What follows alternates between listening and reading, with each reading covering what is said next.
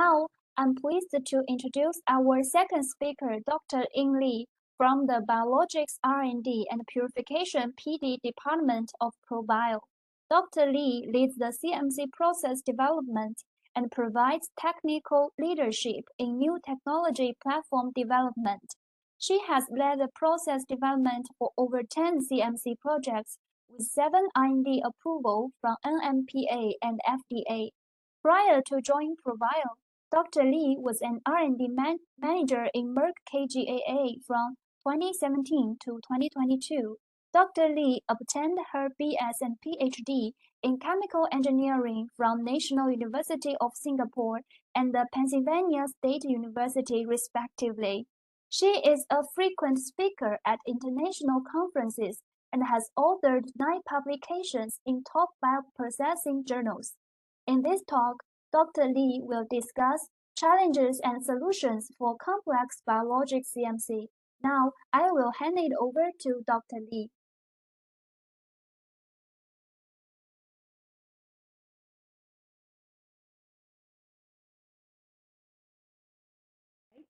I hope you can see my screen now. Yeah, we can hear you, but the voice a little bit low. Yeah, so maybe you can speak louder.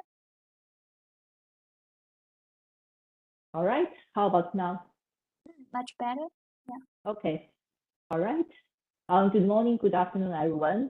It's my pleasure to present today's topic on the CMC development for complex biologics. First of all, I'd like to give a brief introduction of our ProBio platform.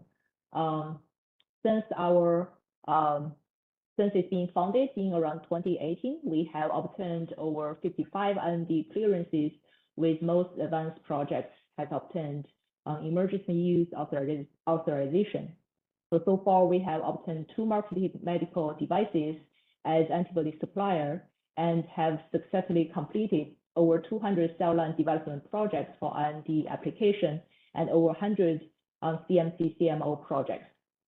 So among all the CMC projects being delivered by ProBio, about 50% are mAb molecules, and about 30% are bispecific and trispecific antibodies, with the rest of them are fusion proteins. So one of the key features of our platform is that we have quite extensive experiences in some complex molecules, such as bispecific antibodies and recombinant proteins. Let's take a closer look at the types of molecules being covered in our platform. In terms of bispecific antibodies, they can be categorized into IgG-like or Fc-related antibodies, and non-IgG-like or Fab-related antibodies. So for IgG-like, which contains Fc fragments, it can be further divided into symmetric bispecific antibodies and asymmetric bispecific antibodies. And you can see that quite a number of different formats. For example, the IgG fused with single chain Fv, fused with single domain antibody, VHH, or with peptides, and asymmetric bispecific antibody formats, such as the asymmetric bispecific antibodies assembled in vitro and in vivo with different designs, as well as IgG plus cytokine and trispecific antibodies. In terms of Fab-related or bispecific antibody fragments, such as Fab fragment, SCFV fragments, or some conjugates being formed by different bispecific antibody conjugates have been successfully delivered. So overall, so far, the average titer of bispecific antibody can reach 6.7 grams per liter, with average yield over 50%. On the protein side, we have successfully completed IND filings for a number of complex fusion proteins as well as recombinant proteins. For the fusion proteins, this includes the Fab fusion proteins such as VHH fused with protein or SCFV fused with protein, as well as the Fc fusion protein. For recombinant proteins, that include the spike proteins for vaccine applications, microglobulin, large molecule proteins, some unstable enzymes, and blood factors. And all of these molecules are currently under phase 1 to phase 3 clinical studies. There are many unique manufacturing challenges posted for these complex biological molecules. For bispecific antibodies, here are a number of key challenges experienced in the CMC development process, such as the byproducts, including homodimers, the formation of aggregates and fragments, the low expression level of the antibody, and N-glycan optimization. For recombinant proteins, key challenges include low protein stability, how to design capture steps for non-tag proteins, HCP removal, especially for low PI proteins, and low expression level, as well as the analytical method development for proteins. And to address these problems, significant time and efforts need to be spent to identify effective solutions during process development. And sometimes the solutions may not be adequate.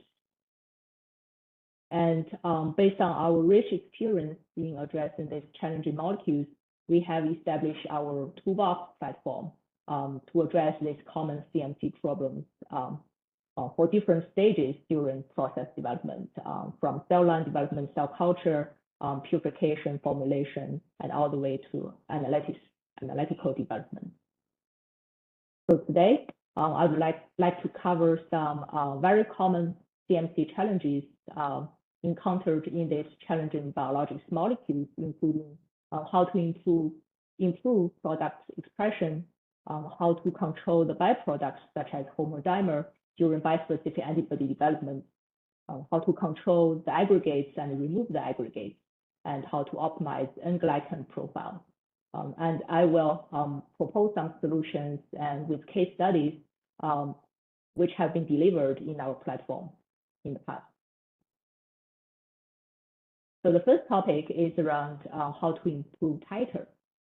So vector actually is a critical factor that influences the antibody expression levels, and different vector designs actually directly determine the transcription and translation efficiency of the target gene, as well as the stability, solubility, and secretion level of the protein.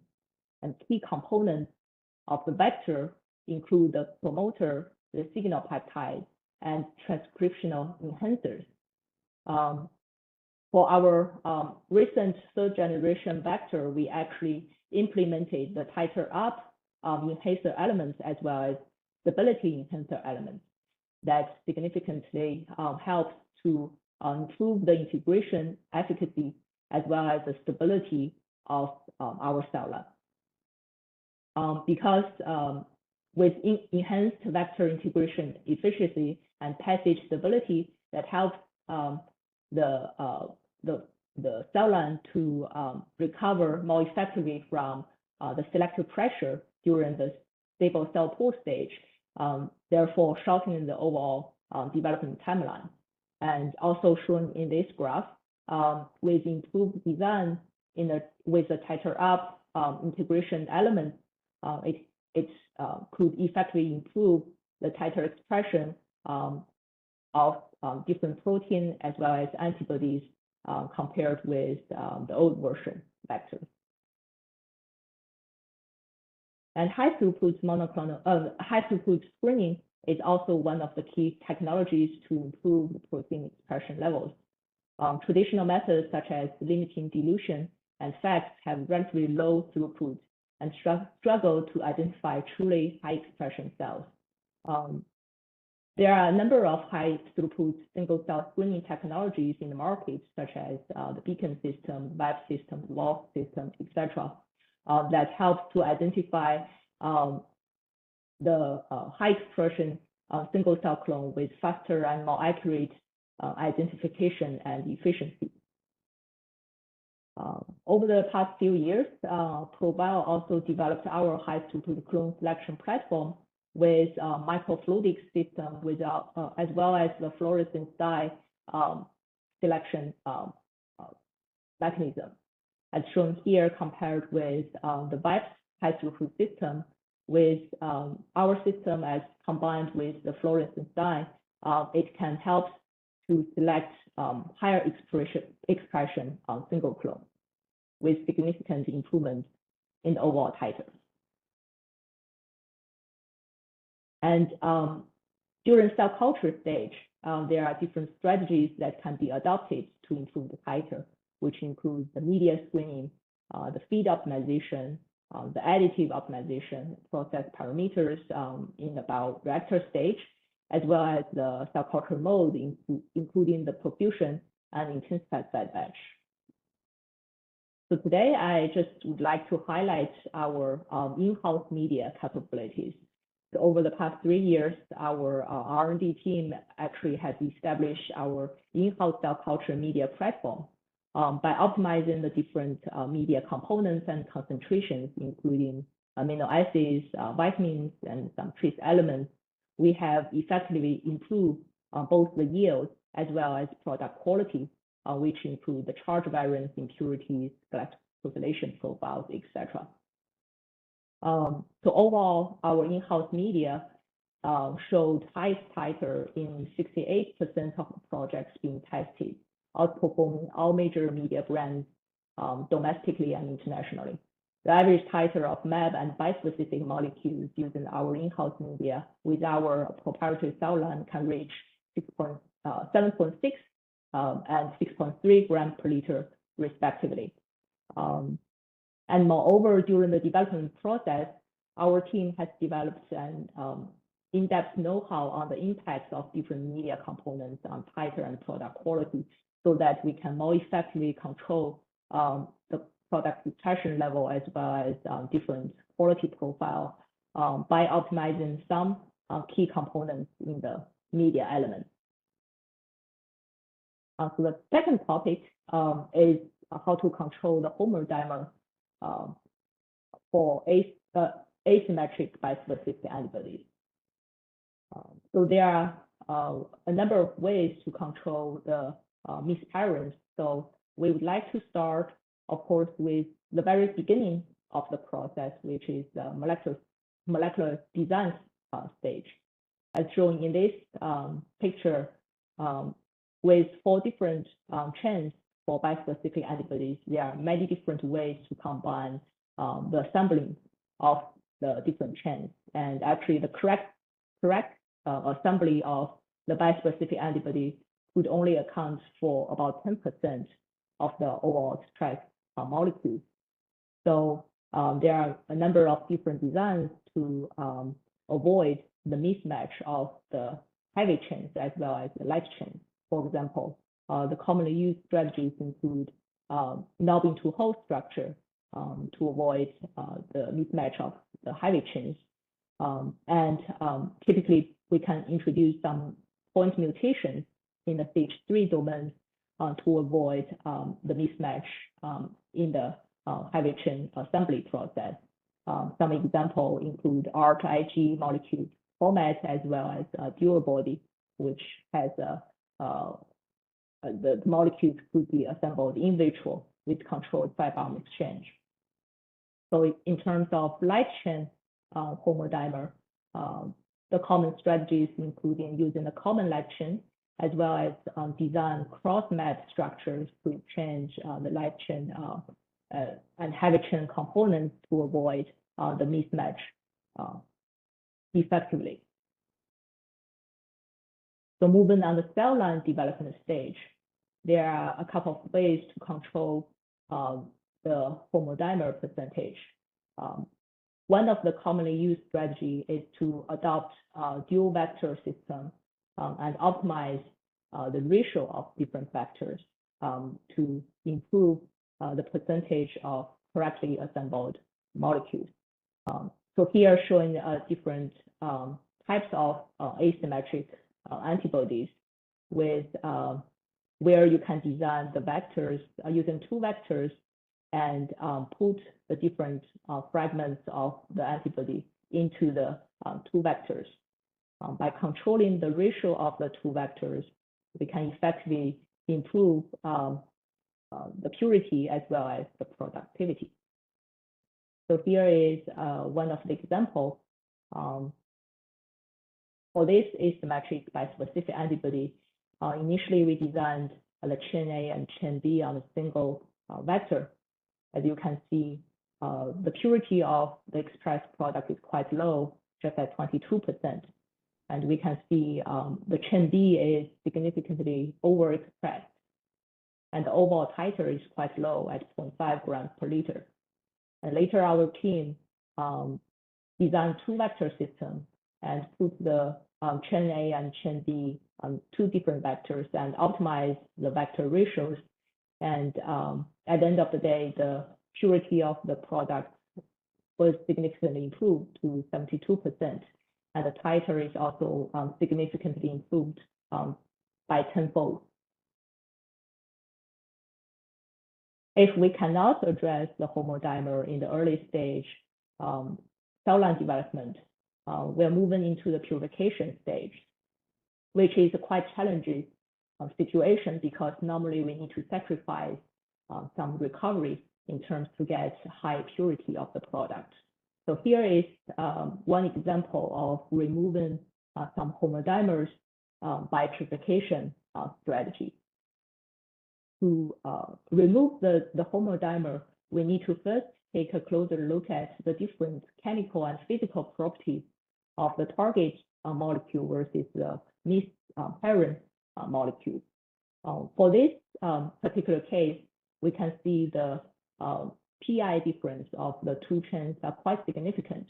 So the target molecule and homodimer delta PI is close to 1. So in our experience, for delta PI greater than 0.5, typically we can design exchange chromatography or mixed mode chromatography to remove the homodimer.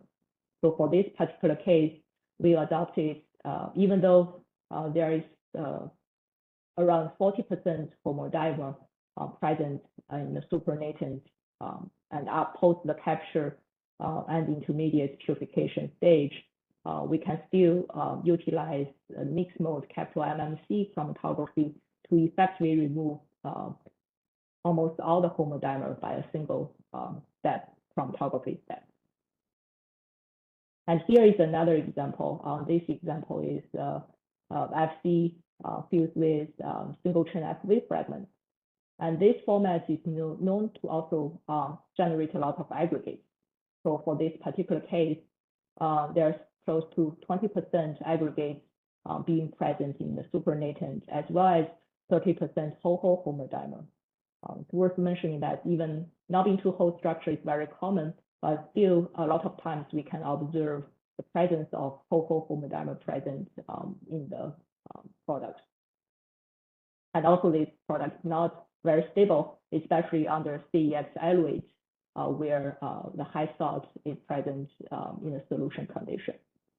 So for this case, we adopt the CHT type 2 chromatography to remove the high molecular weight and adopt capital MMC impress mixed mode chromatography to remove the whole homodimer. And the product buffer is being exchanged to a stable condition before the nanofiltration. Basically, we use UFDF before the nanofiltration stage. And here shows the performance of the chromatography steps. As you can see, the second step is very effective in removing the majority of the high molecular weight. And the third step, very effective in removing almost all the homodimer and achieve very high purity after 3-step purification. Next, we will cover the overall strategies for aggregate control. So there are different types of aggregates, including covalent and non-covalent aggregates. So covalent aggregates typically are formed by disulfide bond mismatching, and non-covalent formed by the hydrophobic interaction as well as some hydrogen bonding between the molecules. And aggregates can be reversible and irreversible types, and soluble or insoluble types. And there are a number of factors that will influence the formation of aggregates during the process. For example, the protein structure itself, the hydrophobicity, of the molecule itself, the percentage of hydrophobic amino acids in the molecule will influence the aggregate formation, the secondary and tertiary structure of the protein, as well as the post-translational modifications such as disulfide bonds, oxidation, etc.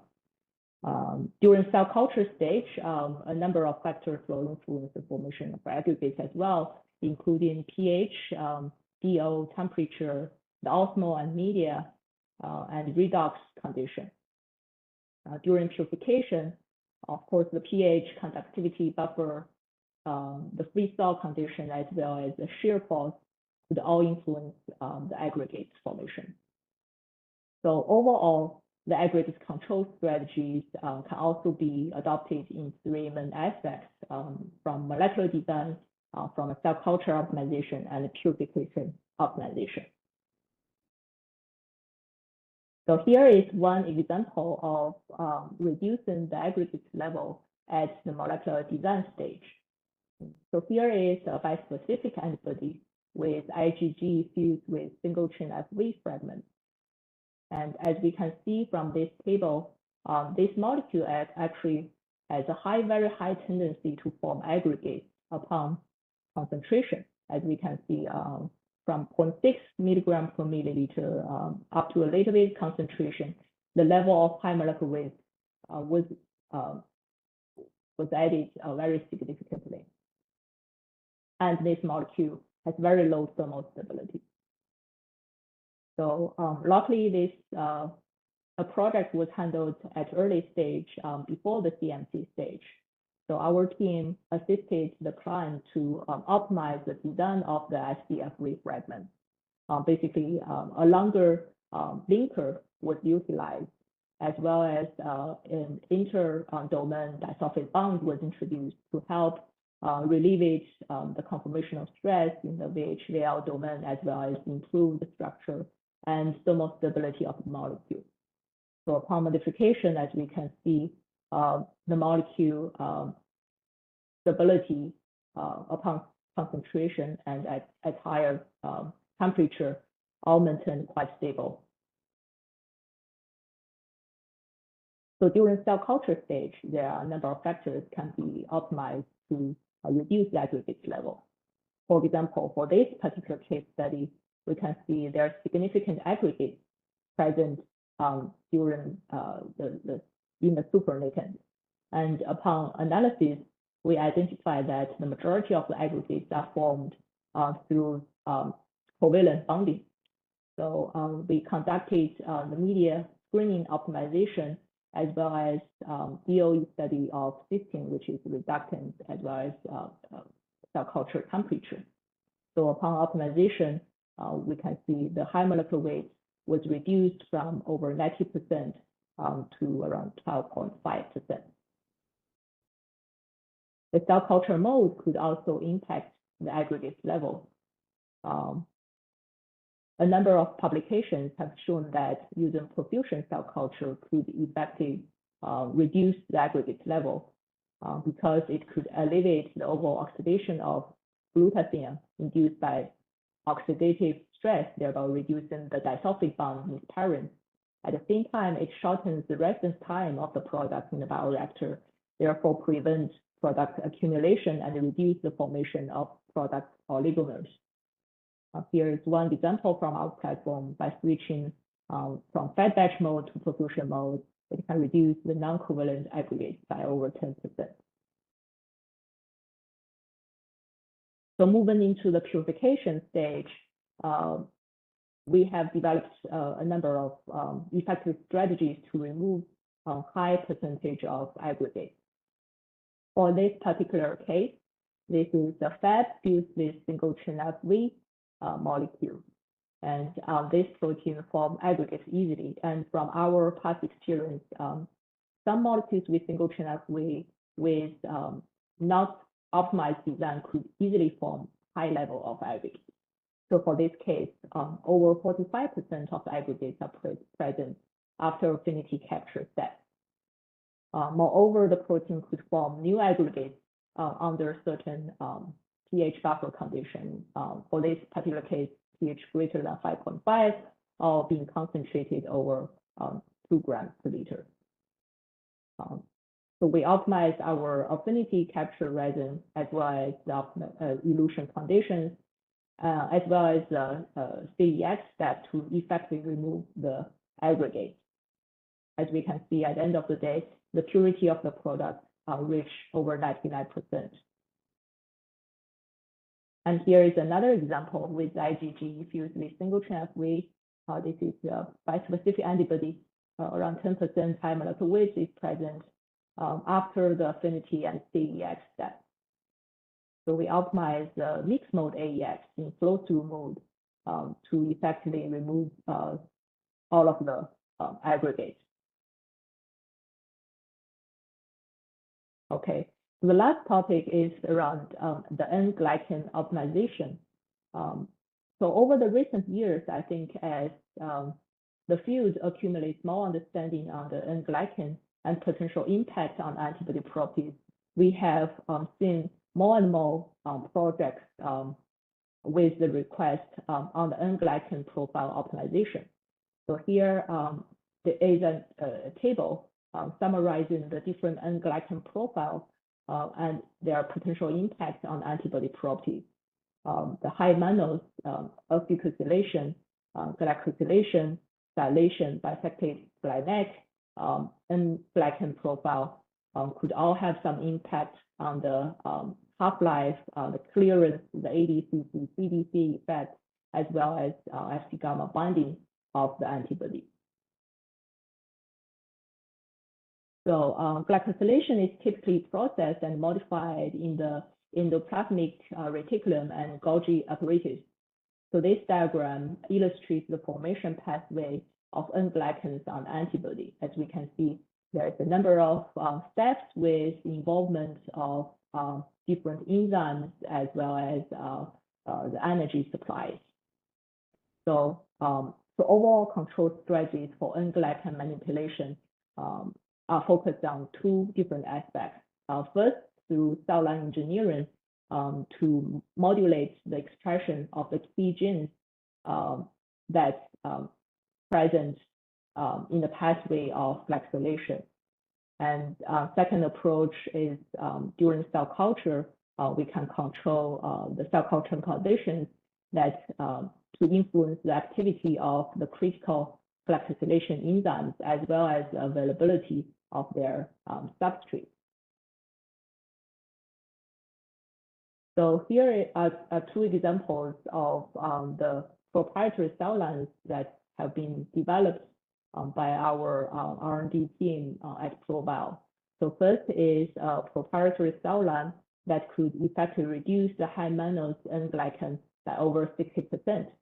Basically, we modify some of the key genes during the expression ways that effectively reduce the MAN5 expression. And second example is the alpha-glycosylation cell line with ADCC plus functionality. During cell culture stage, again, as I mentioned, there are basically two main approaches that we can probably control the glycosylation profile. First is to control the enzyme reactivity during the glycan expression pathway. Factors such as pH, NH4 concentration, osmolality level, temperature, metal ions, and some enzyme inhibitors could all have some significant impact on the glycan profile. And the second aspect is to control the glycan precursors. I'll introduce some competitors for the precursors, such as glucose. We can control the glucose, galactose, mannose, GlyNAC, uridine concentration to control different glycosylation profiles. And this table summarizes typical parameters that could be explored in our platform to effectively control the glycan profile. And here are some examples with different molecule formats for bispecific antibodies as well as proteins. And we adopt the above-mentioned different strategies to achieve for example, improve the galactosylation level, improve the afucosylation level by cell culture optimization, reduce the MUN5 level, as well as improve the cellulation to extend the half-life of the protein. So in summary, hopefully through today's talk, I have demonstrated that our team has extensive experiences provide CMC services for complex biologics, and we have established our toolbox solution to address some common challenges during CMC development. And last but not least, I'd like to mention that we have also successfully assisted partners in completing a number of licensed out projects, including bispecific antibodies, fusion proteins, and ADCs with global MNC companies. So during this experience, we have established practical experience in handling due diligence and audits from global pharmaceutical companies as well as third-party organizations in BD transactions. And the majority of buyers continue to choose our company for supplying clinical samples or commercialized products because our global quality management and project management experience. With that, I'd like to close today's talk and open floor for questions. Thank you. Thanks for Dr. Lee's great sharing. Once again, we invite you to submit your questions in the Q&A panel.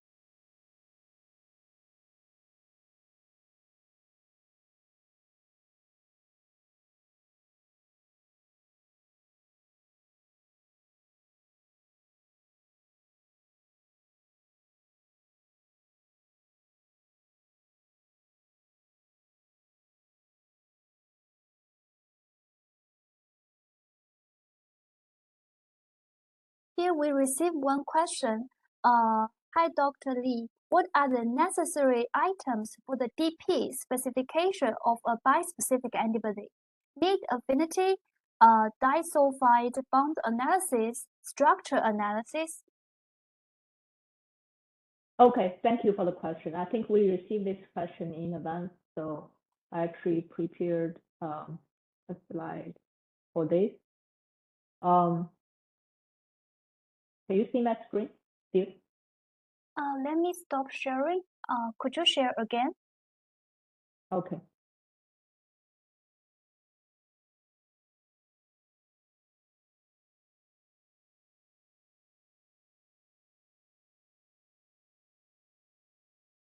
Okay. Yeah, we can see the window. All right. So in general, for the DP spec for bispecific antibody, the general categories include some general properties of the antibody, including color, clarity, visible particles, subvisible particles, pH, osmolality, etc. And the identity of the molecule, which covers the peptide mapping, the PI and ELISA, the quantity, concentration measurements, the purity and impurity profile, the charge variance, process-related impurities, the potency assay, the safety aspects, including endotoxin bioburden, sterility, and the structure, as mentioned. So in general, for the disulfide mapping, as well as the structure, it's normally not being put into the spec rather than extended characterization for analytical development. Hope that addressed your question. Thanks for Dr. Lee's sharing. Since this question is asked during registration, so Dr. Lee prepared a slide for it. And really, thanks for your efforts. And the next question is how to design an effective purification process for bispecific antibody without FC fragment. Okay, this is a good question. So if the antibody without the active fragment, we can typically first take a look at what are the components being included in the bispecific antibody. For example, if this is a Fab molecule, we can tackle the other regions in the antibody, such as VH, VL, CH1 domain, etc. And there are resins in the market available that design specifically capture the other different elements in the antibody molecule. And alternatively, we can consider design and exchange chromatography to capture the antibody molecule. For example, if the molecule has a relatively high PI, we can typically design a CEX for capture, or mixed mode CEX for capture. And sometimes even hydrophobic interaction could be considered, even though the high salt at very early stage may not be quite manufacturing friendly. So those are the general strategies we can potentially adopt for capturing of antibody without Fc fragment. Thank you for the question. Thanks for Dr. Li's answer. Here is no more questions from my side. If you don't have any more questions yet, let's move to the third talk. Thanks for Dr. Li's time again. Thank you all.